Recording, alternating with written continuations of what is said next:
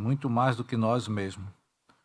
Temos plena consciência que o Senhor conhece cada detalhe de nossa vida, sabe até mesmo de nossas necessidades, das quais nós não as reconhecemos, mas o Senhor conhece. Agora, Senhor, nesse tempo de oração, nos foi apresentado diversos motivos para que venhamos falar contigo. Lembramos dos irmãos da Igreja Batista de Copacabana, do seu ex-pastor. Sabemos, ó Deus, que ele cumpriu a sua missão e agora os seus familiares precisam de consolo. Que o Senhor seja o bálsamo para esta família. Amém. Oramos, ó Deus, pela tua serva, nossa irmã Juliana, uma jovem temente ao Senhor, tem servido ao Senhor em outros países. Rogamos por ela e por este momento, ó Deus, que ela depende do seu passaporte para circular ali naquele país, que ela esteja segura que o Senhor há de providenciar para a glória do teu bendito nome. Ó Deus bendito, nós oramos pela Igreja Batista do Jardim Botânico. Amém. Diante de tantos desafios que nos são apresentados, nós rogamos ao Senhor que a tua igreja permaneça fiel ao Senhor. Permaneça, ó Deus, norteada pela tua bendita palavra. Que a tua igreja, ó Deus, esteja segura que o Evangelho é suficiente para atrair homens e mulheres para junto do Senhor. Acrescenta, ó Deus, o número de salvos a esta comunidade. Ó Deus, fortaleça a tua igreja, aviva a tua igreja, dá-nos, ó Deus, paixão por aqueles que estão fora do aprisco, que a tua igreja viva o Evangelho, pregue o Evangelho, proclame o Evangelho. Ó Deus, nós rogamos pelo teu servo, o pastor Judiclei, dê a ele o santo temor, ó Deus, dia após dia. Dê a ele, ó Deus, também saúde física para estar diante do rebanho. Dê a ele, ó Deus, também a compaixão e o lidar com os seus familiares, ó Deus. Que o Senhor venha proteger a família do teu servo. Oramos, ó Deus, agora, quando ouviremos uma porção de tua palavra, que nós venhamos acolher a tua palavra em nossa vida. Para a tua glória, em nome de Jesus. Amém.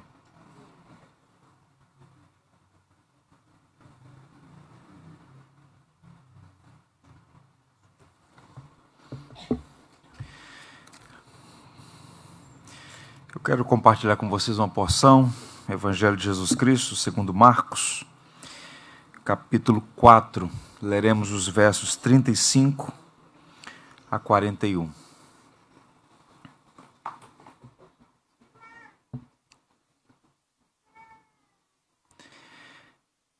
São Marcos, capítulo 4, a partir do verso 35.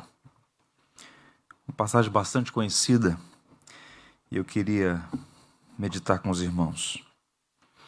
Diz assim então a palavra de Deus. Tarde naquele dia, Jesus lhes disse: passemos para o outro lado. E deixando a multidão, eles o levaram consigo no barco, assim como estava. Outros barcos o seguiam. Levantou-se então um grande vendaval, e as ondas arremessavam-se contra o barco, de modo que ele já estava inundando.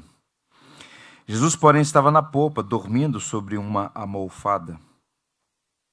Os discípulos o despertaram e lhe perguntaram: Mestre, não te importas que pereçamos? E levantando-se, ele repreendeu o vento e disse ao mar: Cala-te, aquieta-te. E o vento cessou, e fez-se grande calmaria. Então lhes perguntou: Por que estáis tão amedrontados? Ainda não tendes fé? Eles ficaram apavorados e diziam uns aos outros: Quem é este, que até o vento e o mar lhe obedecem? Se nós pudéssemos fazer um arranjo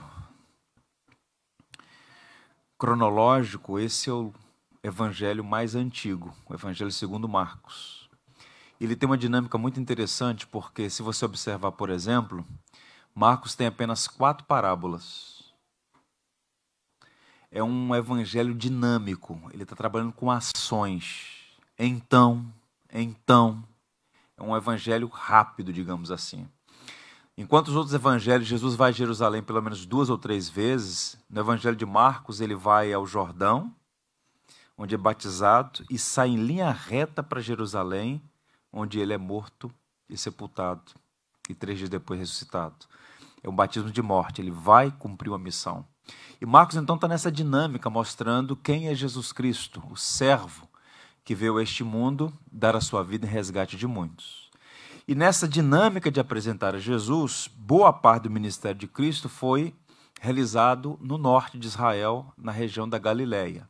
E esse episódio em que Jesus acalma a tempestade, uma passagem que aparece também em Mateus e em Lucas, é muito instrutiva e tem muito a nos ensinar. Diz o texto que Jesus Cristo, depois de um dia inteiro ensinando as multidões, estando com as multidões, ele então dá uma ordem expressa aos discípulos que eles deveriam atravessar para outra margem do lago, que na verdade é um lago mesmo, não é um mar, é relativamente pequeno se comparado aos grandes mares e oceanos. E quando eles fazem esse percurso, Jesus Cristo está dormindo na proa do barco, de cansaço. E então há um vento forte, as ondas começam a se alterar, de modo que os discípulos, e boa parte deles eram pescadores, ficaram atemorizados e percebendo que o barco ia a pique, então acordam o mestre e diz: Senhor, não se importa, nós vamos morrer. Então Jesus levanta, acalma o vento, acalma o mar, eles ficam impressionados com aquilo. Jesus pergunta se não havia fé neles, e então eles ficam impressionados e o adoram, dizendo: quem é este que até o vento e o mar lhe obedece? O que é que a gente pode aprender aqui? A primeira coisa que me vem à memória quando eu penso nessa passagem é que eles estavam naquele lago por uma expressa ordem de Jesus: passemos a outra margem do lago. E não obstante ser a expressa vontade de Jesus, os ventos eram contrários. E é justamente nesse momento que boa parte de nós tem dificuldade. Eu digo boa parte de nós porque muita gente tem dificuldade com isso. Porque o nosso raciocínio é gnóstico. Nosso raciocínio é pagão. E qual é o raciocínio gnóstico pagão? Se eu estou fazendo a vontade de Deus, se eu estou obedecendo a Deus, os ventos devem ser sempre favoráveis. E ali está um grupo de discípulos que amavam a Jesus, embora o amor deles fosse deficiente, estavam fazendo a expressa vontade de Jesus, eles não estavam ali fazendo o que eles queriam. O Senhor falou: passemos a outra margem. Há uma outra versão, a leitura que eu fiz é na Almeida século XXI, há uma outra versão, a área que diz que o Senhor os impeliu. É uma ordem expressa: passemos. É uma ordem. E a despeito de ser uma ordem de Cristo, os ventos eram contrários. E nós temos esse raciocínio, repito, gnóstico. E o nosso raciocínio é: se eu estou fazendo a vontade de Deus, eu não posso sofrer vento contrário. O curioso notar é que muitas vezes, no exercício da vontade de Deus, fazendo aquilo que é claramente o desígnio de Deus para nós, a gente vai encontrar vento contrário. Dificuldades das mais variadas. Então, ser cristão não é, como eu tenho dito aos irmãos, receber uma apólice de seguro contra problema. A teologia da prosperidade, a teologia do triunfo e essas teologias que contaminaram de modo tão terrível a igreja brasileira são anticristãs, porque não há nada nas Escrituras que sugira que servir a Cristo vai nos dar isenção de dificuldades. Muito pelo contrário. Alguns problemas que a gente enfrenta por causa da fé. Não é? E não é o diabo, não é o tataravô que fez lá um pacto com não sei quem, são as circunstâncias da vida. Ou às vezes em situações que o próprio Deus cria com o propósito de burilar o nosso caráter. Aqui no Santa Marta, alguns anos atrás, eu vi uma história da missionária Edmé Williams, que tem uma creche, há muitos anos, a creche Maria Marta. E ela conta que quando começou aquele trabalho, boa parte das casas no Santa Marta eram de madeira, muito pobres. Ela começou, salvo engano, na década de 80. Hoje você vai ali lá, tem prédios, instituto de alvenaria, né? Mas boa parte das casas eram de madeira, muito pobres. Pois bem, e aí houve uma chuva muito forte no Rio, muito forte, dessas que, quando vem, alaga a cidade, destrói tudo. E de todos os barracos da comunidade, o único que foi para o chão foi a Casa Maria Marta, onde ela começava ali a fazer um trabalho social, de educação, para a escola, para as crianças, um reforço escolar.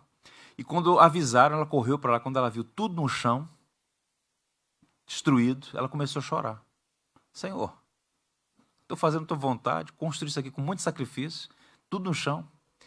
E ela teve uma experiência, que é uma experiência mística, uma experiência pessoal, subjetiva, e ela disse que, como se Deus estivesse falando no coração dela, eu coloquei o barraco no chão para levantar um prédio.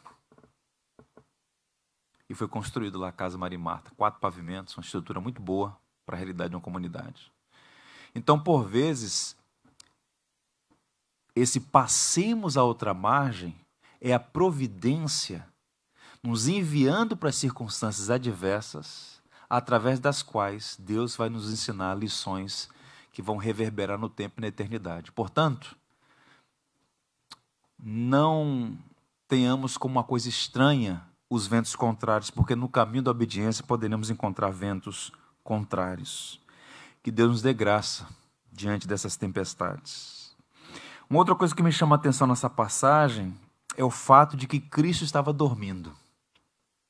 Você se lembra que há 2 ou 3 semanas as crianças, pelo menos 4 delas, cantaram aqui uma canção, Mais que Carpinteiro, né? E essa canção a gente canta muito lá no culto, lá em casa, no culto doméstico, desde que lá nada era muito pequeno, porque é uma canção que fala da humanidade de Cristo. Nós, por exemplo, temos, nós cristãos cremos na divindade de Cristo, ele é plenamente divino, mas nós temos dificuldade com essa plena humanidade. Você já parou a pensar nisso? Que Cristo é igualzinho a você, exceto em pecado, carne e osso, o ser humano integral. E este ser, que é misteriosamente divino e humano, depois de um dia inteiro de trabalho, andando, subindo, falando, exortando, ensinando, curando, cansou-se. E ao atravessar, e é um lago curto, né? Você tem aí 21 quilômetros por 13, salvo engano. Então, realmente curto. Em algum momento, ele está no barco, não entrou, começou a dormir. E o sono foi tão profundo que o barco estava a pique, entrando água, e o Senhor está dormindo. E não era um sono, um simulacro, era sono mesmo. Estava dormindo. E os discípulos se incomodaram com aquilo. Senhor, não te importa que vamos perecer? Qual o ponto aqui? Por vezes, a gente não verbaliza isso porque nós temos os nossos temores, mas no fundo, quando nós estamos passando por algum vento contrário, a nossa queixa velada ou explicitada é: o Senhor não se importa com isso não. O Senhor está dormindo enquanto eu estou vendo a morte. Um problema que é maior do que eu mesmo, um problema que está se agigantando diante de mim. Então perceba que nós, muitas vezes, ainda que não verbalizemos, nós temos uma crítica velada a Deus, achando que Ele é indiferente à nossa dor. Há um livro de um autor com quem eu tenho assim minhas reservas, mas ele já escreveu alguns bons livros, o Philip Yancey, um livro chamado Decepcionado com Deus, onde ele conta alguns casos de pessoas que na sua trajetória manifestaram ressentimentos, porque na percepção delas parece que Deus estava sendo indiferente à sua dor e ao seu sofrimento. Mas deixa eu dizer uma coisa, não é. E a melhor maneira de nós pensarmos no quanto Deus de fato se importa conosco, mesmo quando parece que Ele está conspirando contra nós, é pensar na obra de Cristo. Ele não se tornou humano para agregar alguma coisa a Ele. Ele se rebaixou. Foi uma humilhação. Paulo diz, em Filipenses 2, que Ele se humilhou, assumindo a forma humana. E aí Paulo está possivelmente fazendo aqui coro a um hino cristológico do século I, em que há uma degradação. Deixa a glória, se torna humano, servo, morte e morte de cruz. Portanto, a prova de que Deus se importa conosco é Cristo crucificado. Então, ele não é indiferente à nossa dor. Razão pela qual Paulo diz, aquele que não poupou seu único filho, antes por todos nós o entregou, graciosamente nos dará consigo todas as coisas. Portanto, Cristo não é indiferente, muito pelo contrário. Ele se importa conosco. Não é? É o Cristo que chorou ao ver o sofrimento das irmãs de Lázaro. Ao ver o sofrimento daquelas pessoas. Ele se importa com as nossas aflições. Conhece o que nos faz rir e o que nos faz chorar. E ele se importa conosco. Não é um Deus tirânico, não é um Deus caprichoso. Muito pelo contrário, ele se importa conosco. Outra coisa que se destaca aqui nessa passagem é o fato de que quando ele é acordado, ele soberanamente dá uma palavra de ordem, porque o texto diz que ele repreendeu o vento e disse ao mar, cala-te, aquieta-te, e o vento cessou e fez grande calmaria. A soberania de Cristo. É impressionante como nós precisamos estar sempre trazendo à memória que nós não servimos a um Deus que é projeção da nossa mente caída. Ele existe, Ele é soberano e Ele cuida de nós. Soberano sobre todas as coisas, sobre aquilo que nos aflige. O Karl Barth, um teólogo suíço, tem uma frase curiosa sobre essa passagem, que é um paradoxo, que ele diz o seguinte: cansado, porém onipotente. Ele está cansado, razão pela qual dorme. Mas quando acorda, ele manda cessar o vento, ele manda acalmar o mar. Ele é soberano sobre aquilo que nos aflige. Portanto, eu quero encorajá-lo a confiar na soberania divina, na providência divina. Deus cuidará de ti, como nós cantamos ainda há pouco. Certamente, Ele tem poder sobre tudo aquilo que nos aflige. E quando ele faz essa pergunta no verso 40, por que estáis tão amedrontados, ainda não tendes fé? Há aqui um misto de censura e, ao mesmo tempo, de complacência, porque o Senhor sabe quem nós somos. Eu gosto muito de uma passagem quando o homem disse assim, Senhor, eu creio, ajuda-me na minha falta de fé. Ao mesmo tempo que a gente crê, a gente duvida. Nós somos esse paradoxo. Nem preto nem branco, somos cinzas. E aqui está um grupo de homens que tinha demonstrado muitas vezes confiança em Cristo, mas naquele momento estão amedrontados. E o Senhor pergunta, vocês não têm fé ainda? Vocês não confiam ainda? Não é? Então, muitas vezes, quando as circunstâncias são tirânicas, a gente fica com medo. E falta-nos a fé necessária. Porque dizer que tem fé quando tem saúde, quando tem dinheiro, quando tem amigos, quando tem família, ok.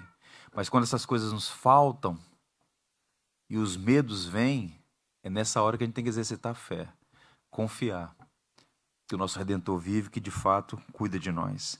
E quando ele se apresenta e efetivamente suprime aquilo que está nos afligindo, aí a gente reconhece que ele é soberano mesmo. E o texto termina dizendo que eles ficaram apavorados, admirados. Quem é este que até o vento e o mar lhe obedecem? Esse é Cristo, o Senhor da igreja.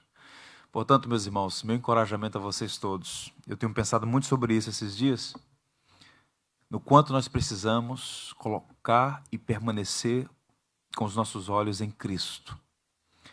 Aquele que governa os céus e a terra, aquele que o vento e o mar lhe obedecem, aquele que tem todas as coisas debaixo do seu governo. Portanto, se você estiver passando por alguma aflição, pondere que mesmo sendo obediente a Cristo, você vai enfrentar ventos contrários. Se alguém sussurrar no seu ouvido que Deus não se importa, repreenda e olhe para a cruz. Ali está a contundente prova de que Deus se importa com você. E creia que Ele é soberano, Ele acalma as tempestades e dá a ordem, sossegai. Aquietai-vos e sabei que eu sou Deus. Ser exaltado sobre a terra, ser exaltado nos céus. Amém? Vamos ficar em pé, vamos cantar esse hino da nossa tradição. Jonas vai nos ajudar. Ó mestre, o mar se revolta, as ondas nos dão pavor. O céu se reveste de trevas, não temos um salvador. Não se te dá que morramos? Podes assim dormir? Se a cada momento nos vemos bem perto de submergir, sossegai. Vamos cantar.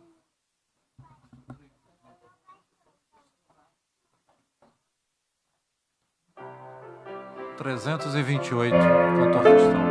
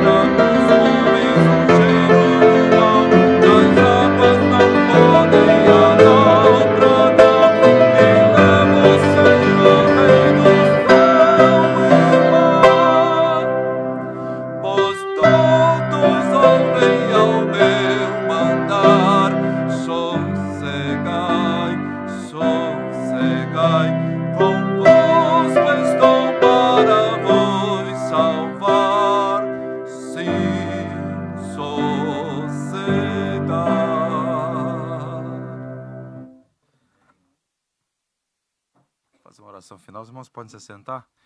Rafael, vem aqui à frente, Rafael.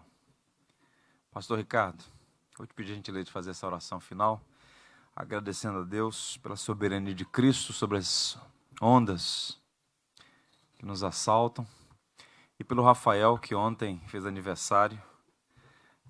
Ele providenciou, meus irmãos, uma festa agora pra gente ali. Tem bastante coisa, né, Rafael? Oh, meu Deus, tô nem sabendo. Vem cá, Ricardo. Pastor Ricardo, pastor da Igreja Batista, Centenário dos Batistas, amigo nosso. Está conosco hoje, ele vai fazer essa oração final, pedindo a Deus que aplique a sua palavra em nossas vidas, e agradeço a Deus pelo Rafael, irmão querido, a quem nós amamos. Que Deus te abençoe e te sustente. Vamos orar. A paz de Cristo, vamos falar com Deus. Senhor, nós te louvamos, Pai. Nós agradecemos ao Senhor pela graça de podermos ter estado aqui nessa noite, onde tivemos a chance de falar para o Senhor parte daquilo que está em nosso coração, em orações, crendo que o Senhor ouve e atende a oração do seu povo. Nós te louvamos pela chance que tivemos de entoar louvores ao teu santo nome, ó Deus, e te agradecemos também pela oportunidade de ter ouvido uma porção das Sagradas Escrituras, uma exposição da tua vontade, Pai amado, que nós dependemos agora da atuação do teu Espírito para que seja aplicada na vida de cada um de nós. Por tudo isso nós te louvamos, ó Pai. Te louvamos também pela vida do nosso amado irmão Rafael, que está completando mais um ano em tua presença, ó Deus. Mais um ano que a tua mão tem protegido a vida do teu filho, as graças têm sido abundantes sobre a vida dele, e nós te pedimos, Senhor, que o teu Espírito permaneça habitando na vida do teu filho, e suas bênçãos sem medidas permaneçam sendo derramadas sobre eles. Agora nos leve daqui debaixo de tua paz, nos proteja debaixo de tuas poderosas mãos, ó Deus. Em nome de Jesus que nós fazemos essa oração. Amém, amém. Amém, amém. Vamos fazer nossa foto para a gente colocar no portal da igreja. Vem.